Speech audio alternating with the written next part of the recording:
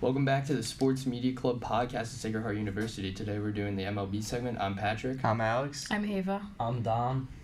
And why don't we get started with the New York Yankees? Big story with Massive the Yankees. stories. It's happening right now. They're looking to clinch the AL East crown with the win over Baltimore. Mm-hmm. Currently, they're losing 3-1. Stroman's having a tough one. It's 8 hits allowed already, Yeah. and it's the top of the fourth. Yeah. And so, yeah, they're looking to really just show themselves to be a true contender for the series this year. You mentioned Stroman. That's a bad look, but another pitcher who's been in the news today, strain, is actually put on the 15-day IL, left They've always strain. That's going to be massive for the Yankees coming to October. They've always had questions with bullpen, and there's what's happening. You to have it. So now Stroman's taking his spot. Mm-hmm. Is what's happening, and we're gonna have to see if Stroman can really fill those shoes. We have guys like Cole. Mm-hmm. We have Stroman now, Schmidt, and Heel. So And Carlos Rodon, don't forget him. and Rodon. So what's the question is, like, who is our go-to? Cole is obviously. Cole's our number one guy, but recently, who I think has deserved like a game 2 start, Carlos Rodon. In his last 3 starts, he's got a 2.08 ERA. He's let up a 2.78 on-base percentage and 18 strikeouts. He's been the guy that the Yankees signed him to be, and I think he deserves the game 2. You can see this right, and we're really talking Yankees now. You can see this all around the league. I know you guys are Mets fans, so we're really talking Yankees now. But with Holmes, he has 13 blown saves, Terrible. 3.28 ERA. The question is, like, what happened? That All-Star break, the difference between him before and after. Yeah, it's been really bad. It's been a huge blow for the Yankees. It's been like Giving away games now. Yeah, it's been really bad for Clay Holmes. It's been like dirt on Aaron Boone, complete his key player, and I don't know what's up with Aaron Boone. Luke Weaver's now got some dirt on Aaron Boone. I don't know why he keeps getting these opportunities, but Luke Weaver's he's got a splash in the Yankees. No earned runs, and since being named the closer, he's no earned runs. He's only had 2 walks, 20 strikeouts, 4 saves, and he has a 0 ERA. He's been a guy for the Yankees.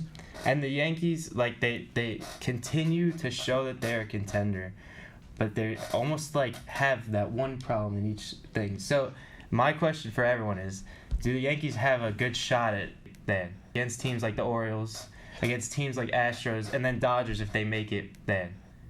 You're not gonna like my answer. I don't think so. Let's hear it. How come? Every year, since 2017, the Yankees have just been making the playoffs, Right. but they have not even though the Astros series, that teams even though the Astros are dying down, they got the Orioles a young team coming up with Rutschman, and then the Royals too, and they're making a push for the playoffs. Right. Yeah, Royals are good. Bobby Witt carrying the team too. Yeah, I don't think Comes out. what they have to offer. So you think realistically you see the East comes out, right? Which AL East? team? Yeah. No, just on the AL or the AL side. AL. There you go. Which Team comes team out. do you see coming out on top? Realistically. Realistically, I I think think the- the Yankees does something. Yeah, Wins, I can agree with I that. feel Houston always does something. Yeah, But, I can agree with that. They are dying down. Yeah. That's why. I'd love to think it's gonna happen. I'm from New York. It'd be great. Right. But I don't think it's gonna happen. I'd love to make a run. It's just I don't something know. about it. Yeah. But I don't shot, especially with Soto on a contract year. Oh my Definitely. gosh. So I Right. definitely The line. I mean. yeah, shot, especially with Soto on a contract year. Oh my Definitely. gosh. Yeah. The stars are aligned. I mean, Yeah. we got guys like Austin Jazz, Wells is Jazz. playing. went and we pushed for Chisholm. Now we got Judge going hot. We got Austin Wells is Jazz. playing. Austin Wells is Austin. playing in their What do you court. guys It's think just he that is? they have to take it. What do you guys think of Volpe? Volpe? There's a lot of you guys think Is- mixed feelings for him. So well he's been Think of Volpe. Volpe? There's a lot of This year. mixed feelings for him. he's been slowing down. He slowed down. He had a hot start this year. He was Yeah. really good. He slowed it down, but I think he's ready for October. He's definitely shown New York what he's made of. Yeah. He can definitely. I think Like, yeah, Yankees. I think he's still young. I think he's still got to develop. It's I think like the Yankees making a playoff push. It's really a test to see if he can. Step, Right. You know what I mean? Yeah, we have to. It's really a test now to see if. Yeah. I can't wait. Perform under those lights. Yeah. You know, Jeter. It's gonna be awesome to watch. Yeah. I can't wait. Yeah, people compared him to which. Yeah. And this is like his chance to prove it. He this The big hometown talent. kid. Which and this is like his chance to prove it. You know. Yeah, this is his So, what do you guys think about the Mets making playoffs? Mets. Yeah. We talk about the Mets. All right. Yeah. I mean, what do you I think? don't hate Baseball. the Mets. Yeah. I don't hate the Mets. Yeah. Let's make Yeah. that clear. Yeah, New I York don't baseball, hate the Mets. We have peace. Yeah, Yeah. sometimes. But no, I really like what the Mets have Mm-hmm. built so far. Like Luis Angel Acuna has been like him for, Yeah. the, for Yeah. the Mets. Like he's really stepped up in place for Lindor, who's Lindor. been hurt. Wait, Yeah. I have a question actually. What do you guys think the Mets should do when Lindor came? Mets should do with Acuna.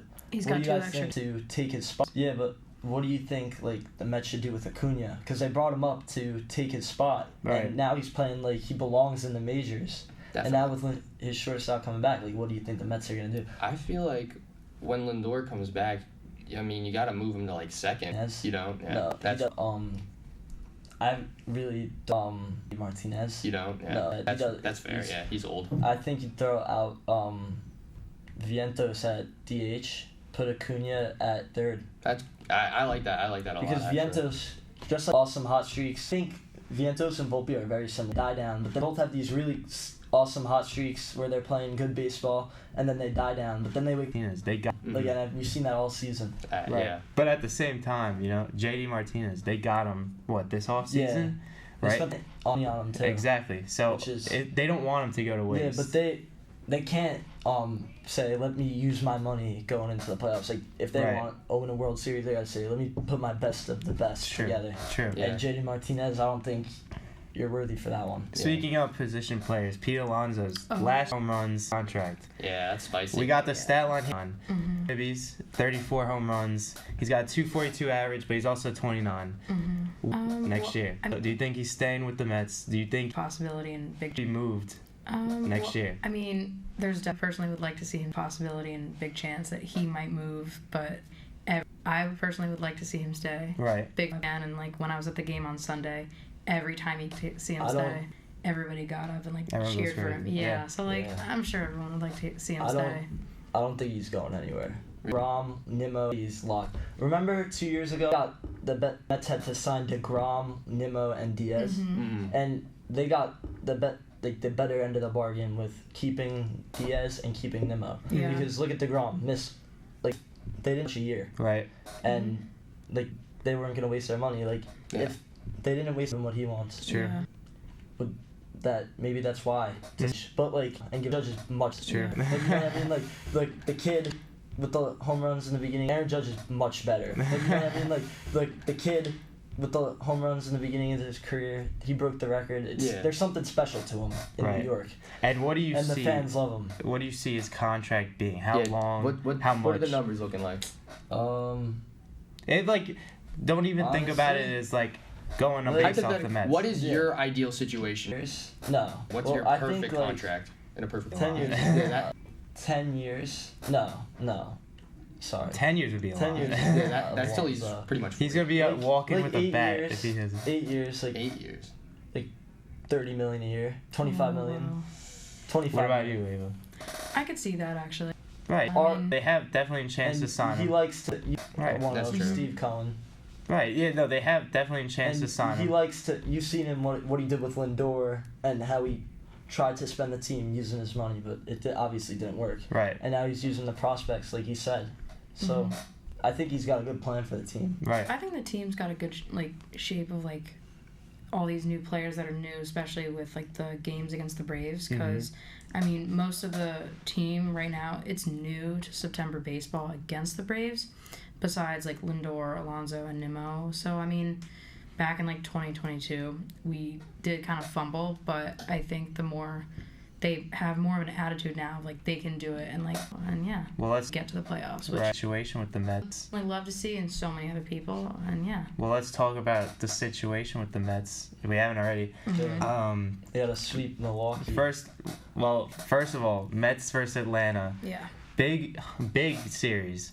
Now it just got postponed. Mm-hmm. Now it's on Monday. It's the last game of the series of the regular season for the MLB. Almost like a playoff. game. Was it? It is. Right. That's what it's. They lost. They lost last night 5-1. Yep. So now a little bit of it was up Frank crazy. I think the tank is something. Yeah. Especially. So now we I got hope the team sees. Frank the Tank. Yeah, he went Frank crazy. Frank the tank is something else, man. It's just like, I hope the team sees that. yeah. See, the thing with the Mets is the Braves have had their number like for as long as I can remember. Like I feel like I the Braves Mets game, it's the Mets disappointing their Yeah. fans against the Braves. Mhm. I hope that this last 3 games, Yeah. like this Right. is, it feels like 2022 all over again. Really? Like remember the last 3 games, 2022 was the Mets got swept. Mets Braves 3-game series, and then the Mets had 3 more after, Right. and the Mets got swept. Yeah. Mm-hmm. But this time it's not for the division; it's for the playoffs. So it's Yeah. winner go home. For the I think they long have a real chance of making playoffs. Yeah, I think. What do you guys think? Like who comes out of that, Mets or Braves?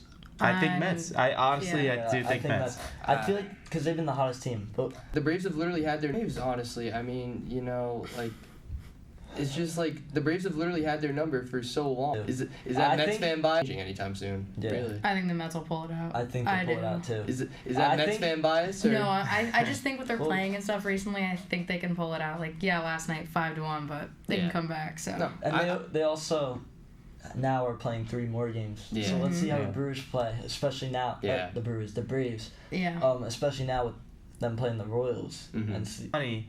playoffs if they're pushing, right? Yeah. Yeah. Welcome back to the Sports Media Club podcast.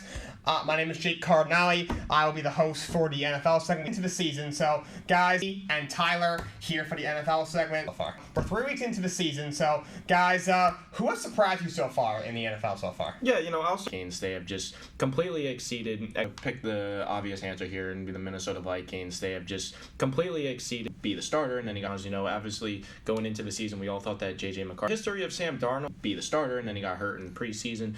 And with the history of Sam Darnold, I don't think a lot of people can say they had a lot of faith in fantasy sports. They kind of drove away.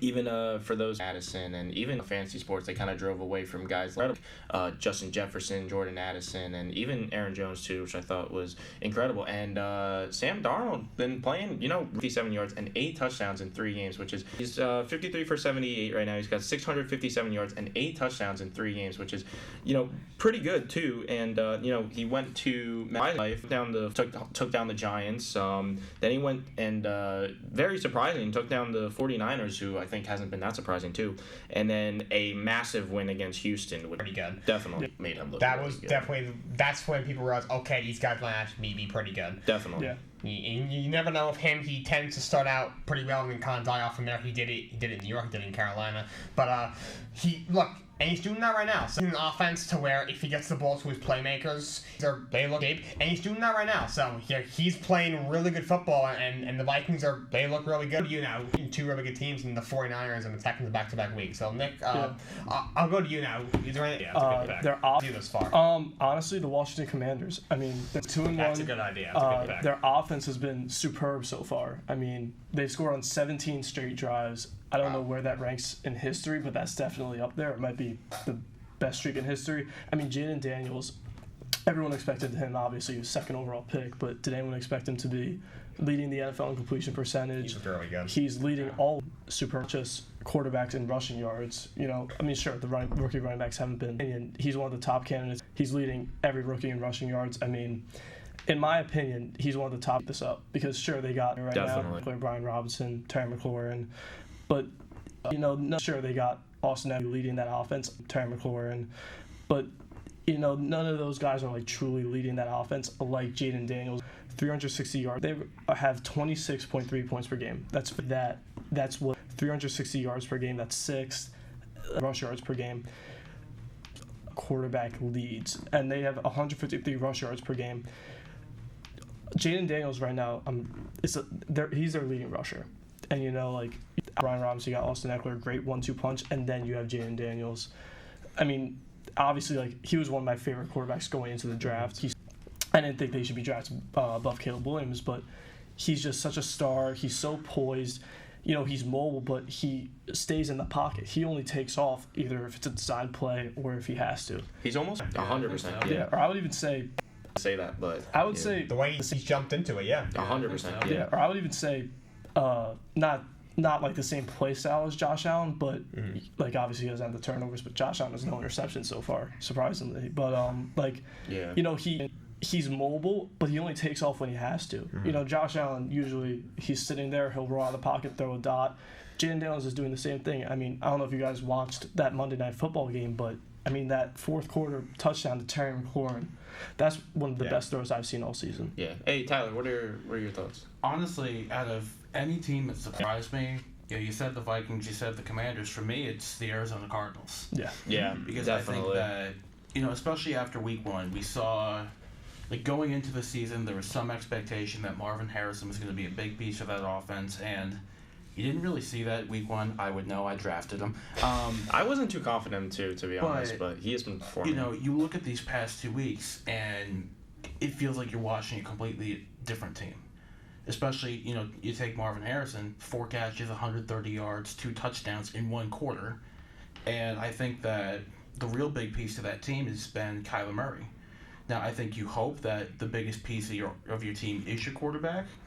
I think Kyler Murray's a guy that over the past year and a half, a lot of people have written off. And at least so far this year, he looks like the Pro Bowl caliber quarterback that we saw before, and that he's really gotten back into that. Not like Terry McBride is bad or anything, but he's making him look good too. That's another it's not thing. just Marvin Yeah, Harrison. he's like it's that third whole and tight offense, end or yeah. something. Yeah, I mean, Yeah. you got guys like Greg Dortch, Michael, like these aren't stars, but Kyler Murray is He's making making all them these look like guys stars. look like Yeah. Like- solid pieces. Like, I mean, I think we can all say this. Kelsey is just not it. This Yeah. year. Something He's look bad.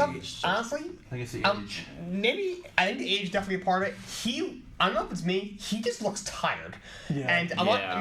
Living the life. Yeah, kinda he is. had a great career. He's obviously dating Taylor Swift, so he's He's living the life. yeah, kinda he is. like most off seasons for an athlete like that is getting in the gym and working hard obviously to improve.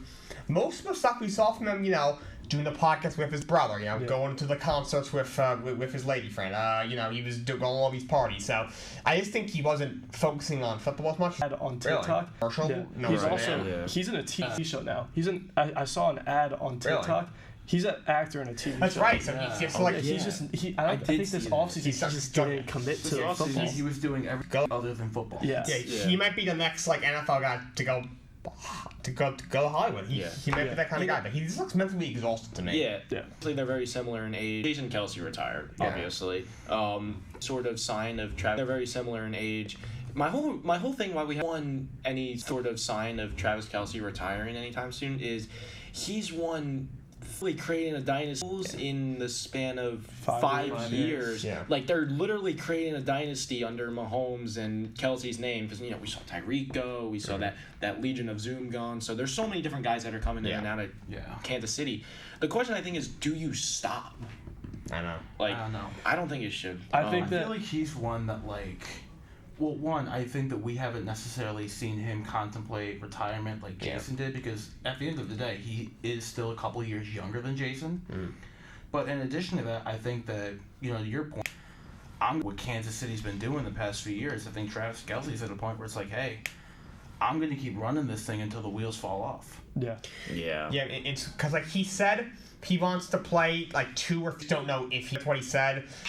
I don't know what Kelce that we know. I don't think he's able to. I just don't know if he'll be the Travis Kelce that we know. I don't think he's going to be at the level. Unless they, He's not gonna be the don't play him as all-pro much. that we've seen. 1,000 yards, but he'll be one of the top tight ends. I mean, even last year, one of the top tight ends in the league. He was shy of 1,000 yards, but I think might be one of the top tight ends in the league. Maybe not guys. And One of the Just give him some. McBride, but people don't know this top guys. And one of the. Just give him some time. He'll get his name back but up a there. lot of people don't know this. Retired twice. He's the same age as Rob Gronkowski. Yeah. Like, Yeah, that's Oh, crazy. God, Gronk yeah. And Gronk was retired twice. Yeah, he retired. Had the injury though, 19. because Kelsey has not had, at least at this point in his career, has not had the injury past that Gronk has had. Yeah. It's also Travis Kelsey. If you watch the New Heights podcast, and very open about this. He, from a physically demanding standpoint, is asked to do a lot less in Kansas City's offense than Gronk ever was. Yes, Gronk had to Because block a lot. Gronk was asked to block, he was asked to catch. Travis I Kelsey think is is very why he has so aware many of the injuries. fact, and he's openly said, All right. In this offense, I am a glorified wide receiver. Yeah. All right. Let's get into the teams that we haven't found very surprising this season. Been very disappointed in, to be honest. I think that the team that I've honestly been very disappointed in, to be honest, is the San Francisco Bug with Niners. And listen, I understand Samuel, but a big game, the injury bug, losing Christian McCaffrey, losing Deebo Samuel, but a big game credit away from is their game with the Minnesota Vikings. Yeah. Because to take no credit away from Sam Darnold. But how are you going to say, it's the injury bug, when your allegedly top defense in the NFL gave up 20-plus points and none of those made They're still one of the on your defense? Yes. like, even with Still a powerhouse even without. absolutely. They're still one of the 3, 4, 5 best They teams just They, they got there now. 100%. but and they lost that game, and Brock Purdy just didn't start other than Christian McCaffrey were out. They still, while he's a great quarterback, Deebo Samuel, Brock Purdy just didn't play stuff to prove. I think that Brock Purdy, while he's a great quarterback, he still has some stuff to prove. I think he's very much a product, and I try to give credit to Brock Purdy where credit is due. Excuse my English. But I think he very much, even Daniel Jones could succeed in that system. And that's if you look at the players around him. Even Daniel Jones could succeed in that system. And that's I don't know saying a about lot. that. I think he could. I don't think but, so. I mean, Malik it's Neighbors also is making him look really good. That's Yeah. the only thing. they force feed him. That is a plug and play off of It San is. Francisco. You I don't know about Daniel Jones, but maybe Mac Jones. I could see Sam Darnold could. I don't think. Well, Sam Darnold. I mean, look how he's playing with Minnesota, but I don't Sam think that- Darnold would be lighting it up with that offense. I don't think that you could say Purdy's a system quarterback, because if he was a system quarterback, then what's Jimmy Garoppolo? I mean that he's a system quarterback. When I say he's a product of the system, a lot of offenses, I mean that offense being as good as they are due to the play of the quarterback. I feel like they're as good. Successful Buffalo's largely due to the play of the quarterback. The successful Buffalo's offense is still Patrick Mahomes. Yeah. The success of Kansas City's offense is solely dependent on Patrick Mahomes. Yeah. The San Francisco's offense goes through Christian McCaffrey, the other thing, Brandon Ayuk, George Kittle before it goes through Brock Purdy. Definitely. The lead that they did against The Cisco, way the offense is built, for sure. is look at them blowing the lead that they did against the Rams. Yeah. But I think that's not even so much on the players. I think that's more so on Kyle Shanahan. I think it's both, but it still goes back to hey, I'm disappointed in this team. Yeah. He is 100%. definitely. What do you think? All right, is probably the Cincinnati Bengals. Joe Burrow look as we wrap up here. Something is it me? Does Joe Burrow look just off? Yeah. I don't know, man. I think that Kansas City game, that's the refs. And I don't want to sound like that guy, but that last play there, that was. I'm sorry, that was pass interference. You can't just hurdle onto the guy, hit the back of his helmet that.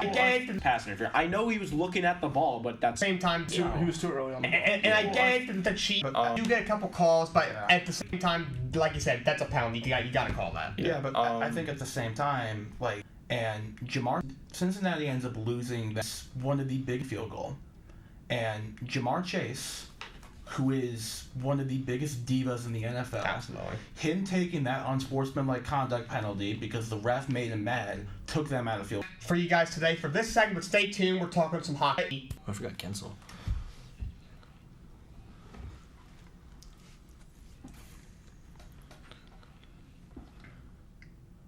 All right, welcome to our NHL segment of the Shoe Sports Media Podcast. Today we're going to talk about the Utah hockey team. They were established season, but first on board of the Utah hockey team. They were Arizona Coyotes, the NHL Board of Governors on April 18th of this year. All assets from the Arizona Coyotes transferred to Utah. Starters are going to be Clayton Keller, who was previously on the Arizona Coyotes, Mikhail Sergachev, who was a Stanley Cup winner with the Tampa Bay Lightning in 2021 and 2020, Nick Schmaltz, who previously played for the Chicago Blackhawks and Arizona Coyotes, Lawson Krause, and Connor Ingram. So this team, first official season in the NHL, and I think it's something to keep our eyes on. Yeah. Clayton extended one of their biggest young guys, Dylan, build a brand. You have Logan Cooley there. You have Clayton Keller there. So you really need to build a brand there to start in Utah. I mean, in Arizona, didn't. You need to build I personally think the owner isn't good. That's just me though. you need to build a brand quickly there, and they need to do that. They traded for John Marino from New Jersey too. I don't think they're going to be bad this year like they were in Arizona, but I don't think they're going to be like Vegas Golden Knights level good. I think they're going to be mid. I think they could actually make the playoffs, but I think there's definitely high hopes on them because we saw when Vegas moved in, they were definitely one of the top teams once they came into the league. And you brought up Marino and Sergachev on the blue line, which could also be really good for the Utah Hockey Club. I think there's definitely high hopes. This team's been talked about for a little bit, but I think they can be good with what they have, with what they got. For the sake of the NHL, I'm just glad they're out of Arizona. That was just went about horrible. Yeah. it was like not it. The whole way that ownership went about managing the team over the past 3 to 5 years, not great.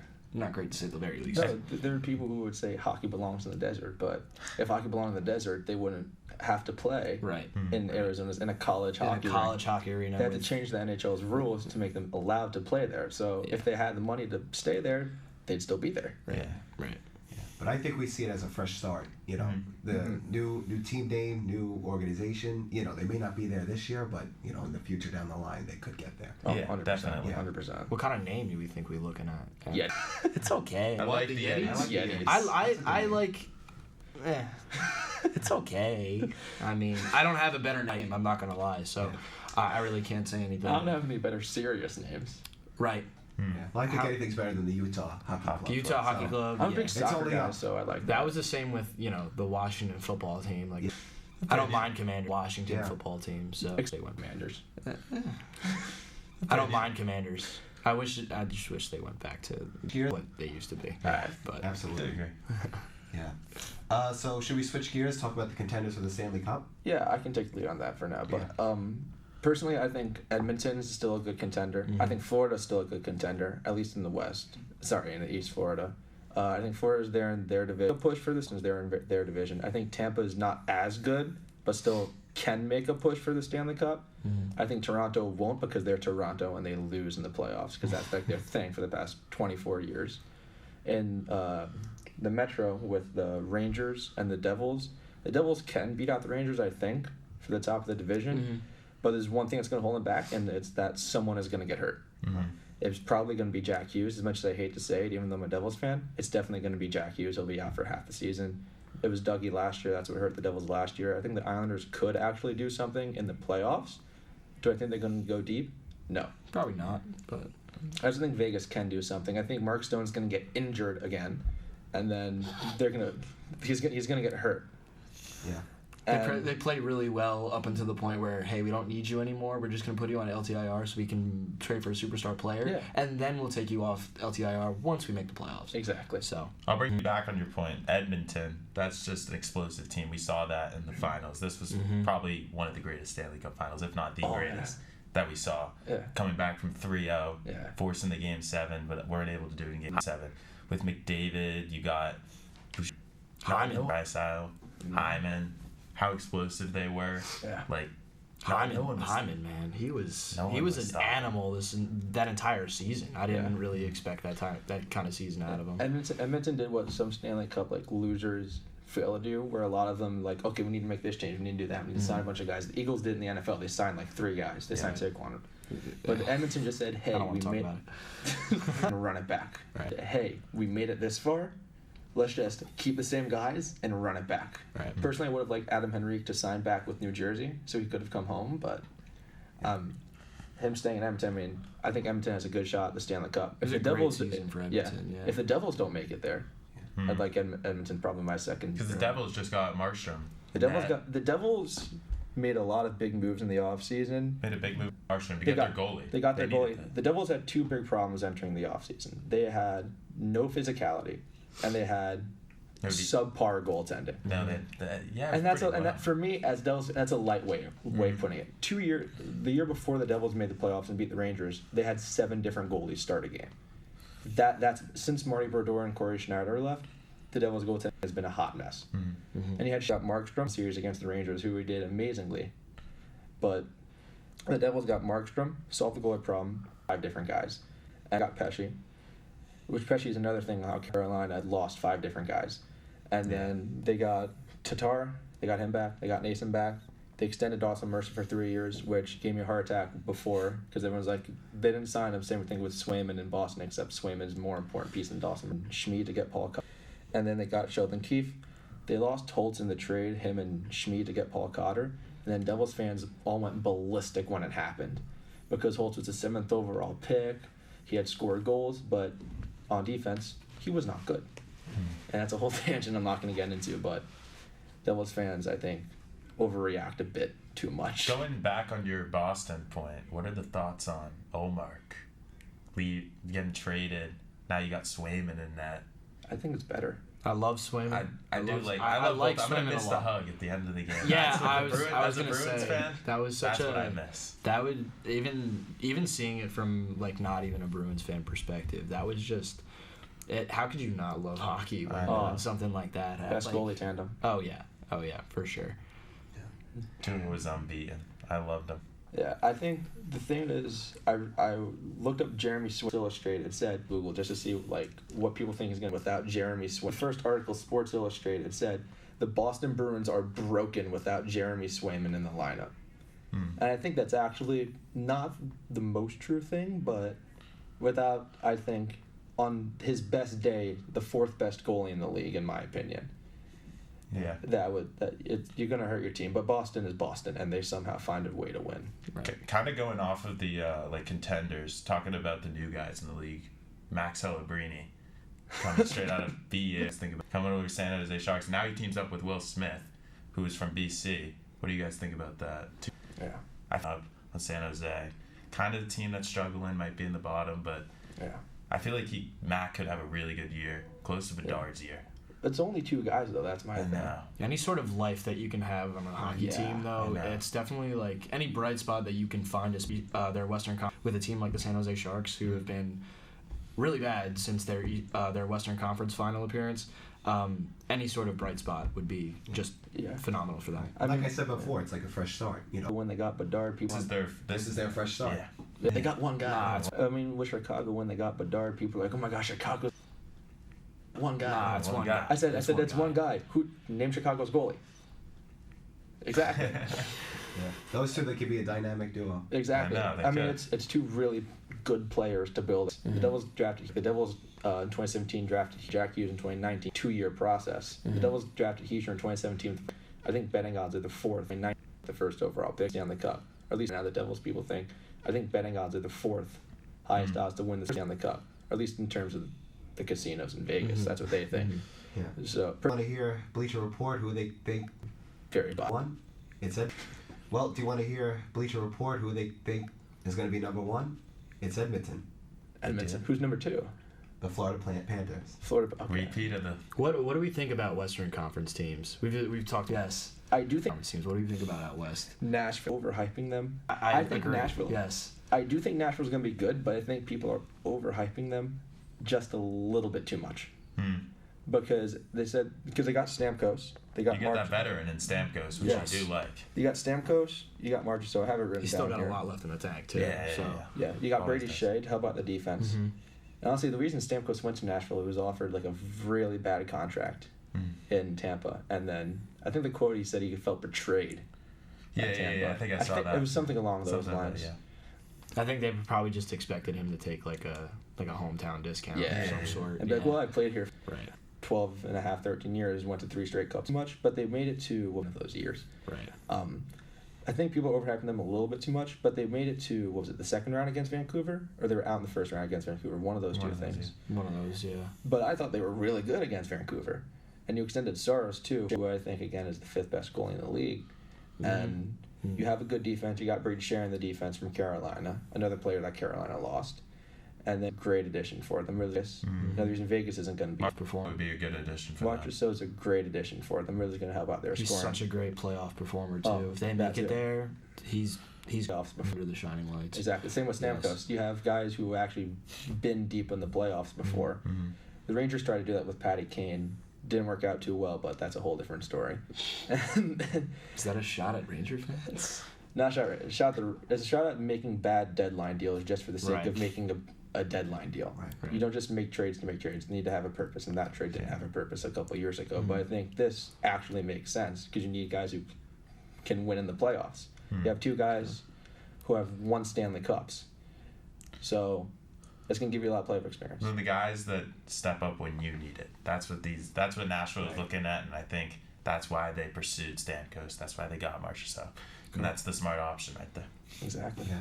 I say we go around one more time and just say like one bold prediction about the season before we wrap it up.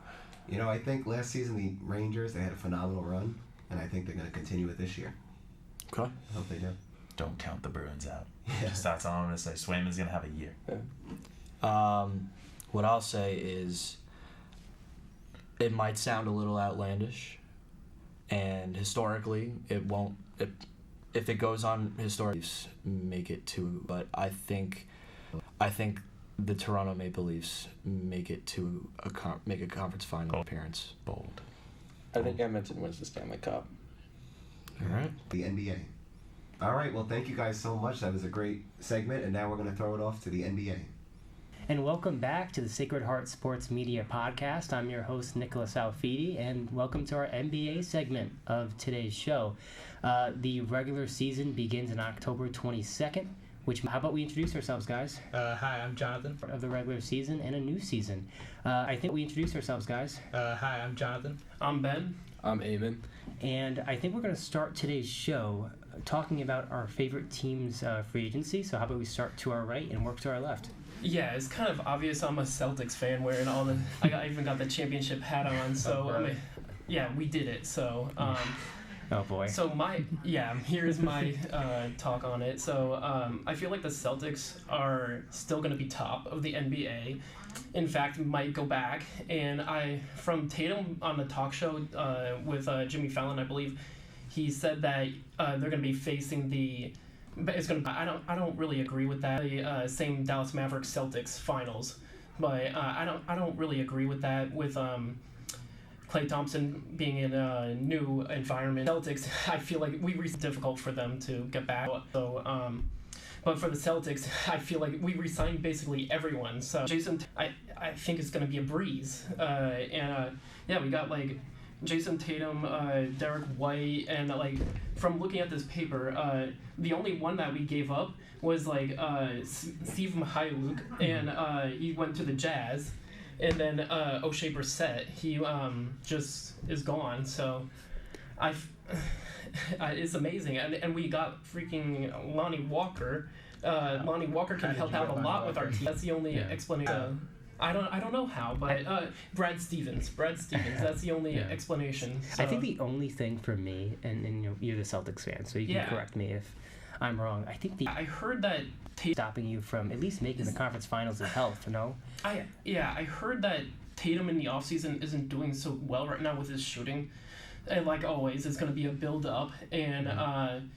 Reshaping. They're going to bring everybody back from being drunk as heck, and then in the off season, so they're going to be working out. And I already saw a workout video, but get literally yelling bloody murder at the team. You better get your crap together, or else we're going to be I don't know, we're going to lose. So. Yeah.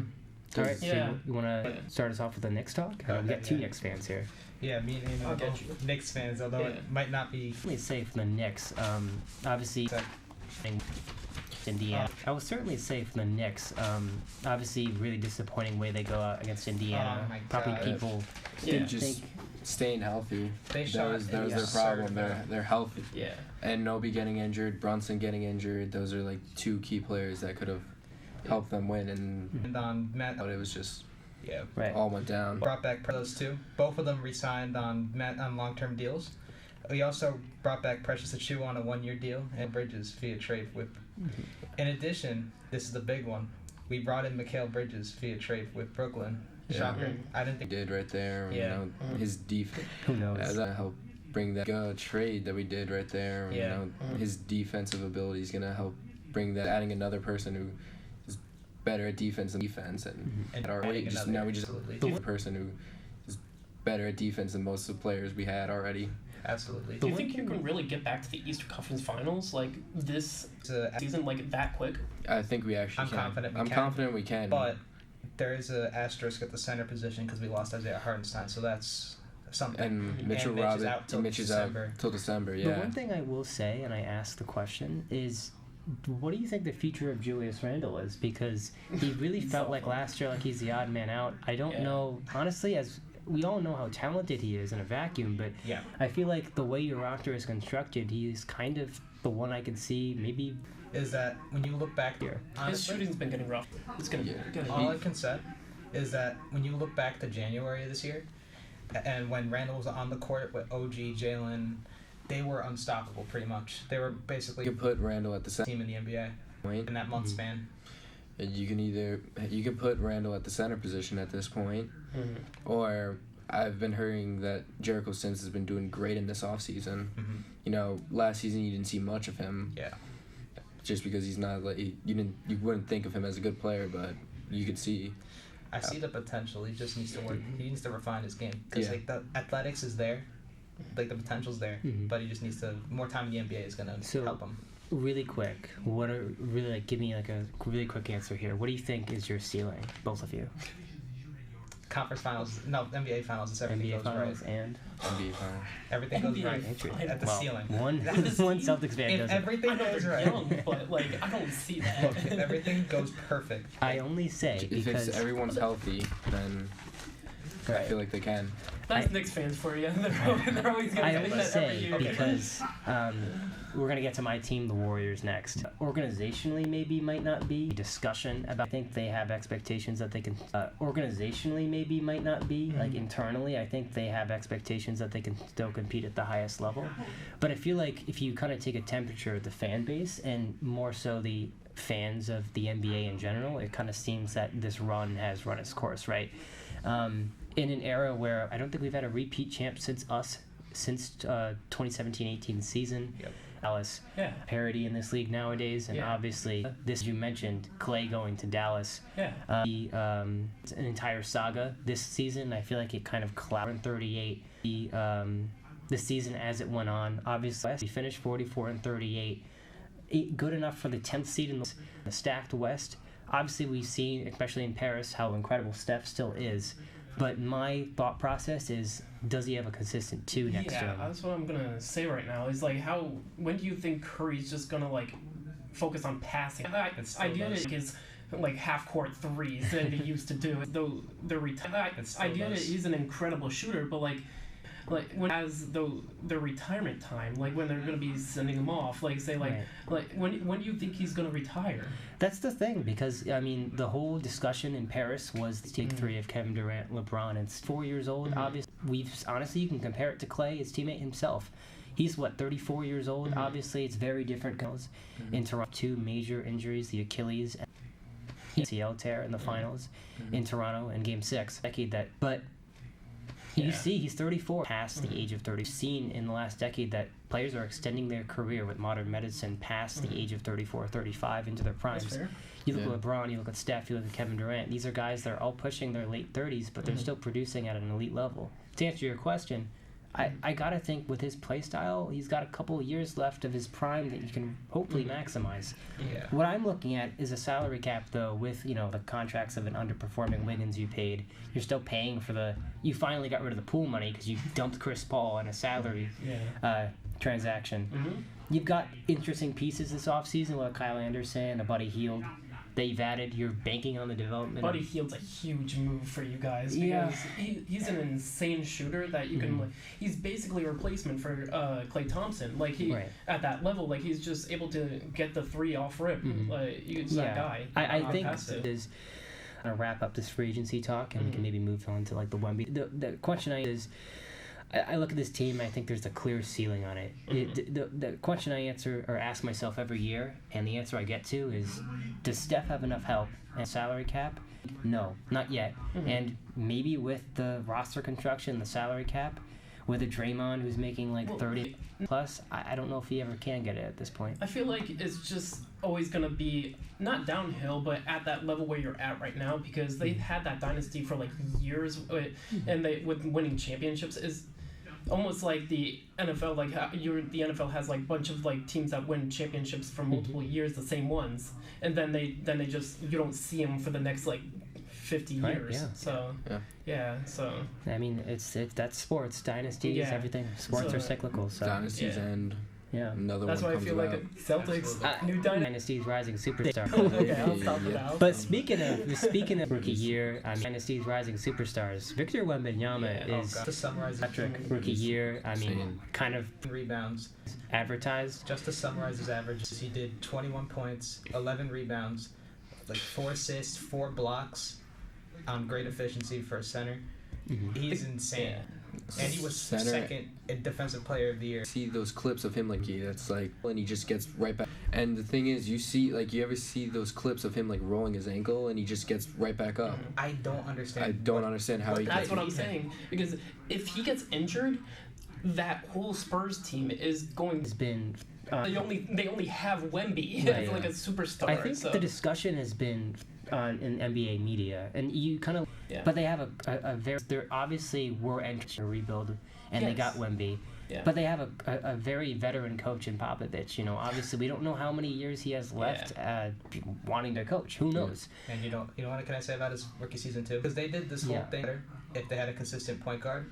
But now they have that in Chris Paul. Because they did this whole thing with Jeremy Sohan. Chris Paul? I think Chris Paul is going to unlock more of Wemby. Yeah.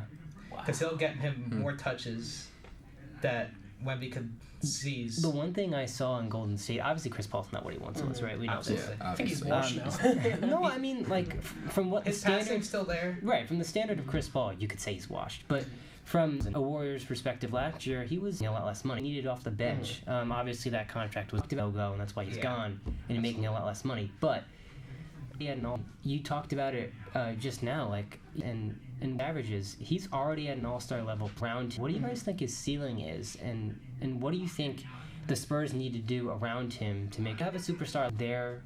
Not just like rebuilding thing. That kind of fast tracks that. When you have a superstar like Wembanyama, he won't take losing. That kind of fast tracks that trajectory. So, but otherwise, when you got to think about it, I think what they need is more defensive help around Wemby, because Wemby can't do all the defending himself. Because you look at the Jazz teams with Donovan Mitchell and Rudy Gobert, it was Donovan Mitchell on the offense, pure offense, and Rudy Gobert on the defense, and they always fell apart. They were a good regular season team, but they never made it in the postseason. They basically need help. Everything would need to have more defensive help. Wembanyama talk. They basically need help everywhere. I think to just like wrap up the Victor Wembanyama talk, I feel like they could just tank this season. Flag? You ever see Cooper Flag? Another top 5 pick. onto something. You're on. Like just get him, just get Wembanyama helping that team. Cooper Flag highlights, he's insane. He's crazy. Just get him, just get Wembanyama helping that team. Could be absolutely. I mean, scary. We'll kind of see. I mean, that's why the beauty of this season. We're 4 weeks away, so Got a lot of young players. Yeah, it's going to be a A great lot of season time for sure. to improve. Yeah. So next up, that's all for our NBA segment. Next up, college sports, and hope to see you then. And welcome back to the Sacred Heart Sports Media Club podcast. Today, this last segment, we're talking about college sports, specifically college football. And let's get into it with the AP poll. So, you guys want to introduce yourselves first before we talk about it? Yeah. I'm James. I'm Tyler. I'm Eamon. And I'm Nick. So, let's talk about it, right? So, the AP poll, I think the biggest topic of conversation is the battle for the number 1 spot in the country. Right now, that resides with Texas. Georgia obviously struggled with Kentucky. They dropped to number 2. You got Ohio State at 3 with kind of, they're the last team that has that remaining first place boast with 5. And then you have Alabama, who has no first place boast, which is kind of weird considering it's Alabama. But those are kind of the 4 teams I feel like we all kind of can come together and say those are the teams that are battling for that number 1 spot. What are your guys' thoughts on that? Well, I think that, like, first, for Alabama, I don't think Alabama should be, like, I think they're good where they are. I think it's very telling that Alabama was able to go into Camp Randall and steamroll Wisconsin the way that they did. Yeah. Now, Wisconsin's not the top-tier conference player that they were a few years ago, but that's still a really tough place to go in and win, and to see Alabama dominate the way that they did is, like I said, pretty telling. As for the battle for number 1, I think, you mentioned Georgia struggling with Kentucky, and other than that, I think, well, first, Ohio State hasn't played a ranked team. Ohio State, like a lot of the SEC schools do, Ohio State plays out of conference opponents that aren't good. Like Marshall is not a pedigree opponent. No, their out of conference schedule is nothing to kind of write home. I think about that, right now. and as much as I think that Texas deserves to be the number one team in the country right now, I think that is I think that's solely because they had a ranked matchup as early on in the season as they did. Mm-hmm. Now I saw a lot of people online giving the excuse of Michigan lost a lot this year, and they did. But I also think it says a lot about Texas to go on the road against Michigan, which is historically a very hard place to go in and win, and just completely dominate that game. Mm-hmm. Yeah, I think Texas deserves to be the number one spot at this moment. Mm-hmm. Georgia deserves to, even though the struggle, they deserve to be number 2. Yeah. Ohio State, I think they're in the right spot. I could see Alabama being ranked number 3 right now. I could see them being ranked number 3. After this weekend, I think it's definitely a possibility. Depends on if this like we were about to get into the huge game, Alabama versus Georgia. Yeah. Do you guys want to get into that now? Before we get into that, I just want to bring up Ohio State real quick because I know you were talking about it, how their opponents, that they faced so far haven't been up to the top of pedigree, but that's kind of like every year we see at Ohio State. They play one or two good teams, and then they get that Michigan I think game. they had one. Obviously now they're conference members, which still makes me very sad that the Pac-12's dead, sort of, kind of. But they did have that one. I think in 22 they had Oregon on their schedule at home, which they lost, by the way. But to your point, I feel like they've always had a really shaky out of conference schedule. They always have all those games, and then they play Michigan at the end of the year, and it's never turned out great for them the past few years. But this year, I do see something in Ohio State. They don't have Kyle McCord anymore. He transferred to Syracuse. Freshman who started quarterback. You have Jeremiah Smith that just came in at wide receiver, and he is dominating. Oh my God. Dominating. I mean, Ohio State is a wide receiver factory at this point. Them and LSU, maybe Alabama a little bit, but it's just incredible to see the amount of talent that's come out of Ohio State. Well, on that note, that whole idea of top teams not playing good teams to start the year, I mean, like you said, Ohio State's not the only team that does that. Like, pretty much all of the top tier teams in the Big Ten and the SEC, they've been doing that for years. Yeah. Really, the only one of them that's played a big time opponent so far is Texas playing, like we said, playing Michigan. Right. And we saw how that went. And then it's Michigan. You also see Michigan, who's not at the top of the list, but they played Texas early on in the season, and they just got their big win this past weekend. Right. Yeah. All right. So you guys do you want to get into Georgia, Alabama, or do you want I think the elephant in the room. All right. Well, I would like to start with saying I feel like this is a bigger game for Alabama than it is for Georgia. Wow. Yeah. So as a Georgia fan, I think I'd actually take the opposite route. I understand, you could make the argument either way, and I would see your point. I mean, right? Kalen DeBoer's first big test. Yeah. As when you talk about Alabama and Georgia, what are they most defined by? Well, there's the standard of their programs, but there's also how they match up against a Georgia or an LSU in the past. Mm-hmm. Even though it's not, I guess, a rivalry like you would associate with Alabama, like an Alabama LSU, Alabama Auburn. I think it's like a step below a rivalry. Yeah. It's. I mean, they don't like each other, but they're not rivals per se. Right. I mean, we've seen a bunch of years where they play each other in the college football playoffs. Mm-hmm. Yeah. But I would say for Kirby Smart specifically, I kind of touched on this before in the show. Does he have an Alabama problem, or did he have a Nick Saban problem? Obviously, Nick Saban leaves. Yeah. I mean, I can run it through you here. Kirby Smart is 1-5 against Alabama since the 2016-17 season when he gets hired. Obviously, he's 1-1 in national championship games.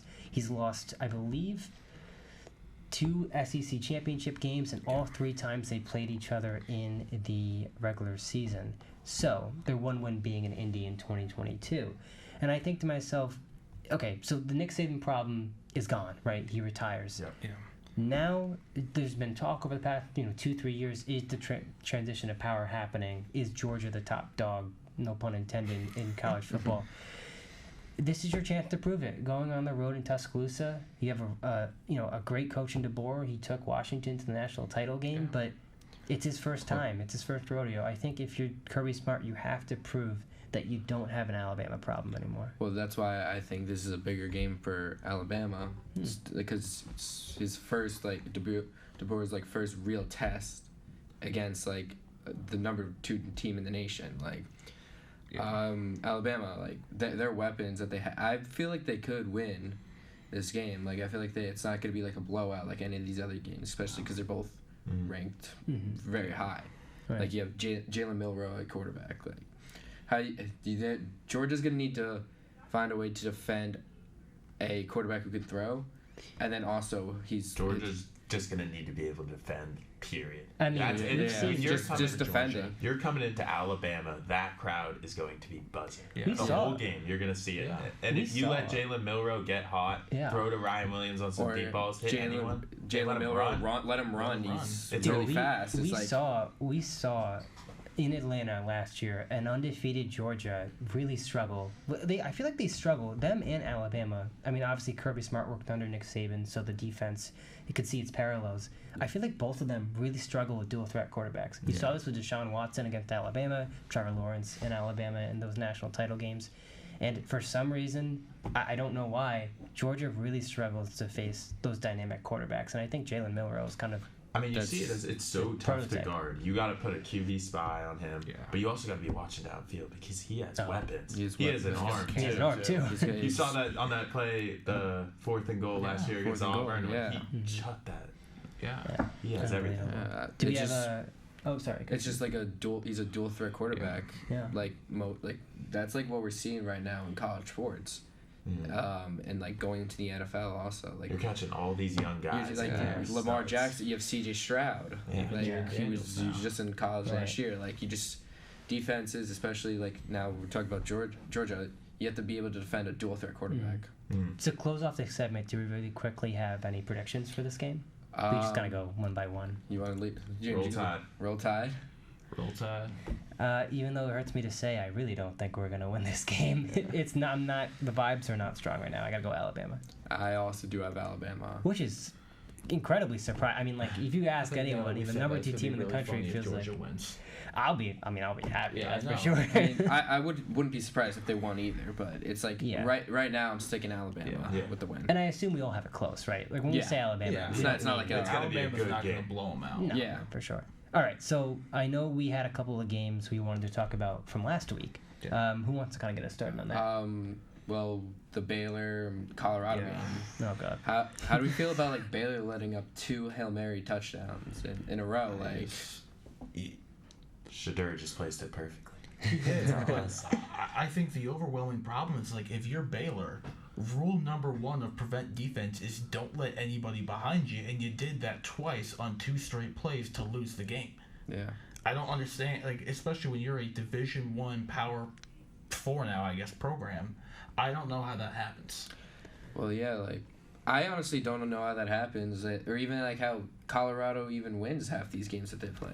No. In all honesty, I don't think their offense is really good. Their defense is lacking. Their defense is terrible. Their defense is like so bad. It's like the Giants' defense. This screams to me like the same Colorado team. I don't see much progress in this team where you have those like superstars on offense, but defensively and on both interiors. The only like defensive weapon they have is Travis Hunter. Yeah, he makes huge plays. He makes huge plays. Like he's a two-way player. But I think that it's not even just the defense that's hurting for Colorado. Their offense is explosive. They have a lot of weapons. Yeah. That offensive line, Shedeur has no time. Dude might die in the pocket. It's crazy. Well, that's why line is a revolving he's also a dual threat quarterback. He can run well, his father when he was playing. Like it's crazy. Like that's why like their offense is so good.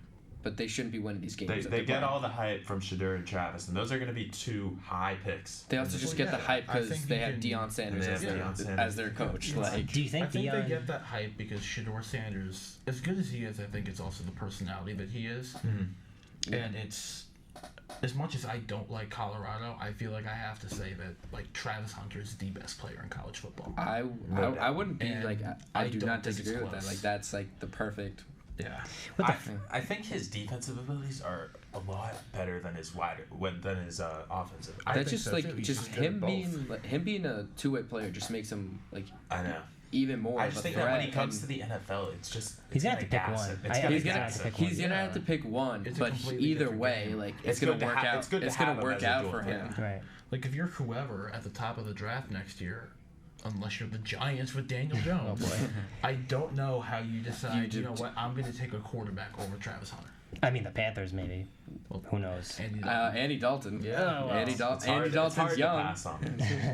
Just kidding. I don't think you can pass on him. Yeah, no, you can't pass on Travis Hunter for the next year's draft unless, like you said, the Giants. Like everyone else will be going with Travis Hunter, but the Giants they'll be going for a quarterback. Daniel Jones is not the option. All right, so I think that will wrap it up on our college football segment. Hopefully there's a lot of great games this week, and we'll see you next week. Thank you.